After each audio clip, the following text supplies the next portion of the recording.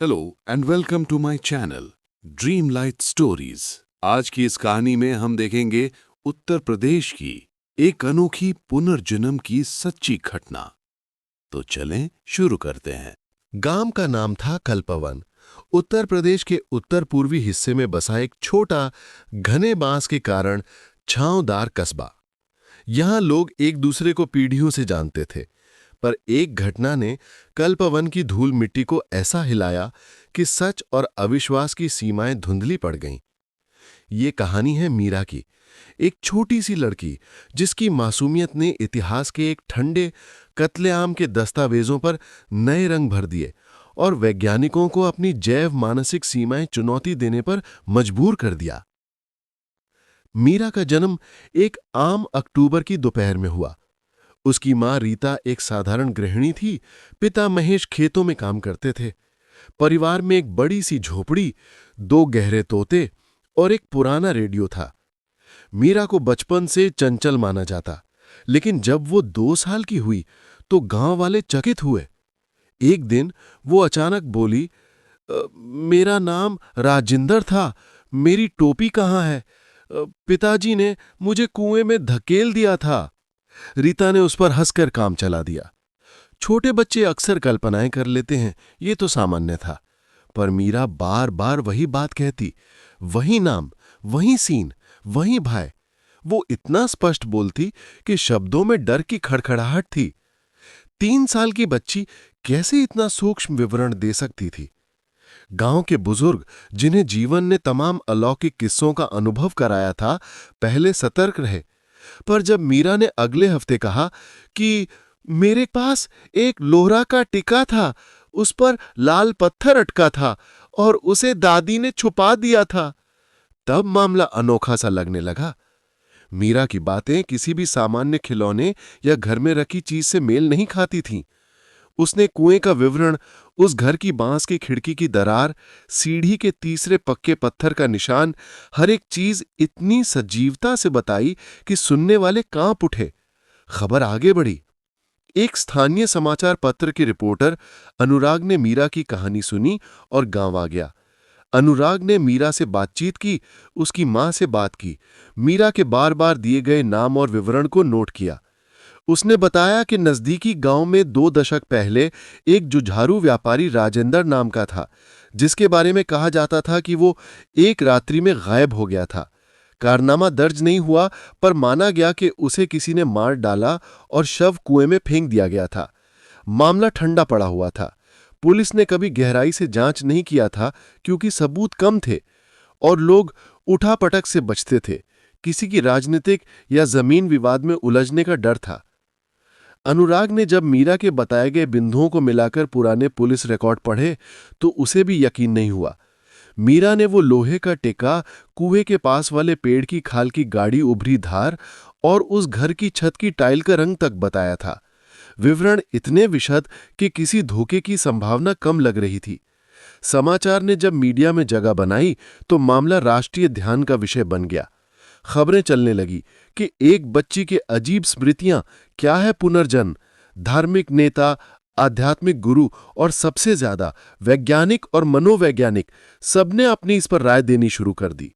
किसी भी घटना का वैज्ञानिक परीक्षण होना आवश्यक था, ताकि भावनाओं और अंधविश्वास के परे जाकर सत्य जाना जा सके। राष्ट्रीय शोध संस्थान Indian institute of psychology and neuro studies IISNS ने इस केस को आधिकारिक रूप से देखने का निर्णय लिया। संस्थान के neuro scientist doctor Samir Verma और clinical psychologist doctor Nandini Sen ने टीम गठित की। उनकी प्राथमिक सोच क्लियर थी, ध्यान से परीक्षण करके ये देखा जाएगा कि क्या मीरा की यादें किसी तरह से बाहरी प्रभावितों से बनी हुई हैं या उसके दिमाग की किसी अजीब संरचना का परिणाम है। IISNS की टीम ने सबसे पहले गांव आकर मीरा से अलग अलग परिस्थितियों में बातचीत की। सवाल करने का तरीका वैज्ञानिक था, निहायत तटस्थ और नियंत्रित। किसी भी तरह का संकेत ना दिया जाए, किसी बात की पुष्टि पहले ना की जाए। मीरा को सूक्ष्म कैमरों से रिकॉर्ड किया गया, प्रत्येक सत्र का ऑडियो वीडियो लिया गया। मीरा बार बार वही बातें दोहराती और कभी कभी छोटे छोटे शब्दों के साथ वो जगह के खांचे और घटनाओं का वर्णन करती, जैसे उस रात बाबा की लड़ाई हुई थी, बाद में पटका हुआ था। उसने एक अजीब सा नाम भी बताया, भैरव, जो उस इलाके में असल में उस समय के एक ठेठ जमींदार का नाम था, पर यह नाम आम बोलचाल में अब तक किसी ने नहीं रखा था। अन्य परीक्षणों में मीरा के माता पिता से अलग करके बातचीत की गई ताकि परिवार के प्रभाव को मापा जा सके। फिर भी मीरा वही बातें दोहराती। वैज्ञानिकों ने यह भी परखा कि मीरा किसी तरह की किताब, पत्रिका या किसी सूचना से प्रभावित हो सकती हो। गांव में ऐसा कोई स्रोत नहीं मिला जहां से वो इतनी विस्तृत जानकारी हासिल कर पाती। मीरा की भाषा, शब्दों का चयन छोटा सा था, पर अर्थों में सटीक था। उसे जागे किसी तस्वीर या पुरानी फाइल दिखाई गई तो उसने उसे पहचान लिया। एक पुरानी टोपी जिसमें दाग और टांके थे, वो चीज मीरा के वर्णन से मेल खा रही थी। इसी बीच अनुराग की खोजबीन और स्थानीय बुजुर्गों की बातों से एक और धागा जुड़ा। राजेंद्र के परिवार में एक बहन सरोजा अब भी बची थी और पास के कस्बे में रहती थी। उसे के मुख्य कुछ लोग जानते थे, किसी ने उसे गांव से बाहर मान लिया था। टीम ने सरोजा से संपर्क किया। जब सरोजा ने मीरा को देखा, उसकी आंखों में एक अजीब खालीपन भर गया। फिर वो फूट फूट कर रोने लगी। वो बोली, यही है मेरा भाई, वही चाल, वही मुस्कान। उसने मीरा के कहे शब्दों को सुनकर पुरानी यादों के दरवाजे खोल दिए। उसकी बातें भी बहुत मजबूत थीं। उसने बताया कि राजेंद्र के पास सचमुच एक लोहे का टिका था जिसमें लाल पत्थर जड़ा था, और उसने बचपन में ही वह टिका एक पेड़ के नीचे छुपा दिया था, पर वह जगह और टिका बिसर गए। सरोजा के आंसू और मीरा की सटीकता ने वैज्ञानिकों को चौंका दिया, पर वे जानते थे कि भावनाएं प्रमाण नहीं है, उन्हें ठोस सबूत चाहिए थे। IISNS ने पुरातत्व प्रवर्तनात्मक टीम को बुलाया। पुराने कागजात, जमीनी सर्वे और पुरालेखों की जांच की गई। पुराने सरकारी दस्तावेजों, जमीन के नक्शों और पुलिस रिकॉर्ड्स की जांच में एक पुरानी रिपोर्ट मिली, राजेंद्र के लापता होने के आसपास की एक सूचनात्मक कागज। उसमें कुछ अस्पष्ट गवाहों के बयान भी थे, पर निश्चितता नहीं थी। पर सबसे महत्वपूर्ण खोज तब हुई जब पुरातत्व दल ने उस पुराने बताए हुए घर के अवशेषों में खुदाई की और वास्तव में वहां एक छोटा लोहे का टिका मिला जिस पर लाल रंग का पत्थर जैसा कुछ चिपका हुआ था। टिका जंग लगा हुआ था, पर उसके निशान ठीक वही थे जो मीरा ने बताए थे। किनारे का छोटा सा नक्काशी और एक गोल आकार वाला ढांचा। जब लोहे के उस टिका की तस्वीर IISNS के लैब में पहुंचाई गई, मीरा को दिखाया गया। उसने बिना किसी संकेत के गले में जाकर कहा, ये वही है, मैंने इसे छुपाया था, दादी ने लिया। उस वक्त प्रयोगशाला में मौजूद वैज्ञानिकों के हाथ कांप उठे। किसी भी तरह की मनगढ़ंत जोड़ तोड़ के सहारे इतनी संगति पाया जाना असामान्य था। वैज्ञानिकों ने अब और गंभीर तरीकों को अपनाया। मीरा के दिमाग की MRI स्कैन की गई तथा EEG द्वारा उसकी यादों के सक्रिय होने पर मस्तिष्क में किस तरह का पैटर्न आता है उसका रिकॉर्ड लिया गया। डॉक्टर समीर का अनुमान था कि यदि ये यादें किसी असामान्य न्यूरोलॉजिकल संरचना का परिणाम है तो स्कैन इससे संकेत देगा। वाम हिप्पोकैम्पस, टेम्पोरल लोब आदि में असामान्य सक्रियता जो बच्चों में असामान्य स्मृति के साथ जुड़ी होती है। पर स्कैन में कुछ अलग ही मिला। मीरा के मस्तिष्क में जिन समयों पर वह पुरानी यादें बयां करती थी, हिप्पोकैम्पस में असामान्य रूप से तीव्र अल्पकालिक पैटर्न देखे गए, जैसे किसी ने अचानक कुछ पुराने ट्रेस को रीएक्टिवेट कर दिया हो। यह पैटर्न सामान्य बचपन की स्मृति से भिन्न था, पर वैज्ञानिक इसे पूरी तरह से पुनर्जन्म का सबूत नहीं मान सकते थे। पर उन्होंने स्वीकार किया कि मीरा की स्मृतियां किसी भी अनुमानित स्रोत से मेल नहीं खातीं और उनका न्यूरोलॉजिक प्रोफाइल भी अलग था। सबसे बड़ा मोड़ तब आया जब मीरा ने एक विशेष स्थान का जिक्र किया, एक पुराने बरगद के पेड़ के पास की चट्टान जिसके भीतर राजेंद्र ने अपने कुछ कागज और एक लकीर वाली मूंद रखी थी ताकि किसी आपातकाल में वह वापस ला सके। वैज्ञानिकों को उस जगह पर खुदाई करने की मंजूरी मिली। आश्चर्य की बात यह थी कि उस जगह पर उन्हें पुराने पत्थरों के टुकड़े मिले जिन पर उस जमाने की स्थानीय भाषा में कुछ हस्ताक्षर थे और एक छोटी सी पत्ती में लिपटा हुआ लोहा टिका।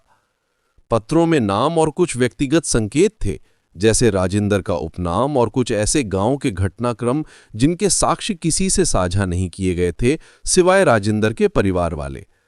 अब मामला और भी जटिल हो गया। वैज्ञानिकों ने इन दस्तावेजों की उम्र और कागज की संरचना की जांच के लिए केमिकल विश्लेषण किए। टिका और कागज का मटेरियल उस जमाने की तकनीक के साथ मेल खाता था। डीप सीक्वेंसिंग या डीएनए की कोई सूचना नहीं थी क्योंकि कागज पर कोई जैविक पदार्थ नहीं था, पर टिका की बनावट और पत्रों का पित्तल जैसा मिश्र धातु उस युग के स्थानीय कारीगरों की शैली से मेल खाता था, जो कि सरोजा के परिवार की कहानी से संगत था। एक बार प्रामाणिकता का यह सिलसिला शुरू हुआ तो स्थानीय पुलिस ने पुरानी सफाई की फाइलें पुनः खोलने का आदेश दिया।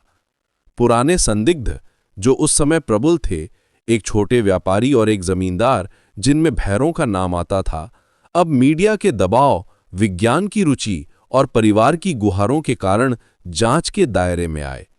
जांच में पता चला कि राजेंद्र का असली संघर्ष जमीन समझौते और प्रभावशाली लोगों से था। कुछ मौखिक गवाहों ने स्वीकार किया कि राजेंद्र की मौत का समय और स्थान वे जानते थे, पर डर के कारण वे सामने नहीं आए। धीरे धीरे दबाव और दोषी मनोविज्ञान के टकराव ने एक पुरानी सच्चाई को उजागर किया कि राजेंद्र को उसी रात जब वह गायब हुआ था, उसके विरोधियों में से एक की हाथापाई में उस कुएं के पास किसी समय मार दिया गया और शव वहीं गाड़ दिया गया। कानूनी प्रक्रिया कठिन थी। वैज्ञानिक प्रमाण सीधे तौर पर किसी को सजा दिलवाने के लिए पर्याप्त नहीं थे। वे स्मृतियों के समर्थन और पुरातात्विक खोजों तक सीमित थे। पर यह सब इतना संगठित था कि पुराने आरोपी के परिवार पर पूछताछ हुई। अंततः 2 लोगों ने सड़कों, मीडिया और विज्ञान के दबाव में टूटकर स्वीकार कर लिया कि राजेंद्र की मौत में उनका हाथ था। पर स्वीकारोक्ति के पीछे और भी कई कारण थे।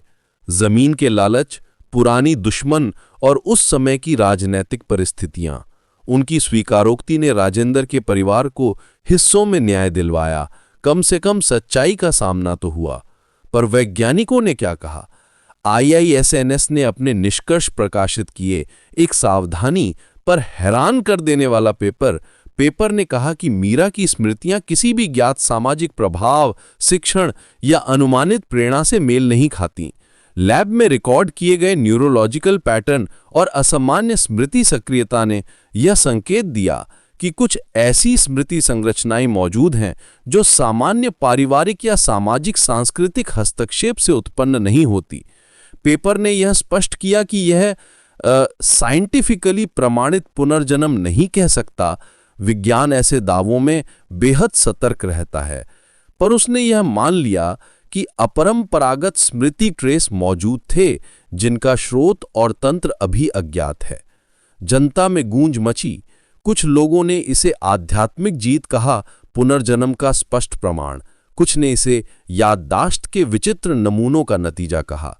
विद्वानों ने बहस की कि क्या हिप्पोकैम्पस में अचानक सक्रिय होने वाली पुरानी यादें किसी तरह से अनजान में ही पीढ़ियों से आने वाले सामाजिक मानसिक स्मृतिक्रम से जुड़ सकती हैं, जैसे डीएनए में नहीं पर सामाजिक मानसिक ट्रांसमिशन के माध्यम से जानकारी पास होना। कुछ न्यूरोलॉजिस्ट ने कहा कि अत्यधिक नाजुक बच्चों में कभी-कभी इंटेंस एपिसोडिक मेमोरी का उदय हो सकता है, जो कि अनजान में ही किसी पुराने अनुभव की तरह प्रकट हो। पर IISNS के पेपर के साथ जुड़े प्रमाणों की मजबूती ने इस गाथा को एक अलग ही दर्जे पर पहुंचा दिया। मीरा की जिंदगी बदल गई। अब वह सिर्फ कल्पवन की मासूम बच्ची नहीं रही, उसके पास वह भार भी था जिसे वह न तो समझती थी और न ही चाहती थी।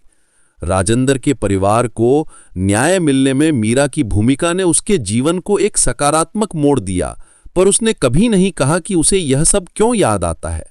अपने भीतर वह एक दोहरी जान पहचान महसूस करती, बच्ची और किसी पुराने जीवन की प्रतिध्वनि। वह खेलना चाहती थी, पर उसके साथी बच्चे अब उससे थोड़ा डरते भी थे। मीडिया का धुआं धीरे धीरे उतरने लगा, पर गांव के बदलते वातावरण में कुछ चीजें स्थायी रूप से बदल चुकी थीं। इंसान एक दूसरे को अब और गहराई से देखते थे, जीवन की धाराओं के पार जाने की संभावना को भी मानने लगे थे। समय ने बहाव अपना काम किया। राजेंद्र के केस के लीगल नतीजों ने कुछ लोगों को सुकून दिया, पर वैज्ञानिक समुदाय में यह केस सदा के लिए एक नई बहस का केंद्र बन गया। IISNS की टीम ने मीरा पर फॉलोअप अध्ययन जारी रखे। वे जानना चाहते थे कि क्या ऐसे और बच्चे हैं, क्या उनकी यादों के पैटर्न मिलते हैं और इससे मस्तिष्क और चेतना के रहस्य पर क्या नया प्रकाश पड़ सकता है। कई साल बाद मीरा एक युवती बन चुकी थी। वह अक्सर सोचती कि क्या वह वास्तव में किसी और की कहानी की वाहक है या बस एक अनूठी स्मृति का जीवंत नमूना। वह राजेंद्र के परिवार से जोड़ी रही। कभी कभी वह उसे दुलार से राजेंद्र की बेटी कहकर बुलाते, तो कभी वह चुपके से अपनी छोटी छोटी बातों में राजेंद्र के गुण सामने लाती, उसकी हंसी की झंकार, उसकी छोटी छोटी आदतें। एक शाम जब गांव का बरगद पेड़ उसी शाम के सुनहरे प्रकाश में कुछ धीमी सी छाया दे रहा था, मीरा बरगद की जड़ के पास बैठी हुई थी। सरोजा उसके पास आई और बोली, बेटी, हमने क्या पाया एक बार, सच्चाई या फिर खामोशी, मैं नहीं जानती।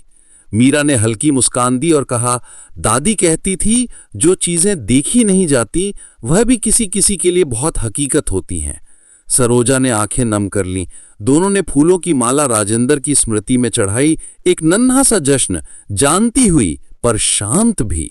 कहानी का आखिरी अध्याय वैज्ञानिक निष्कर्ष या आध्यात्मिक सत्य में समाहित नहीं हुआ।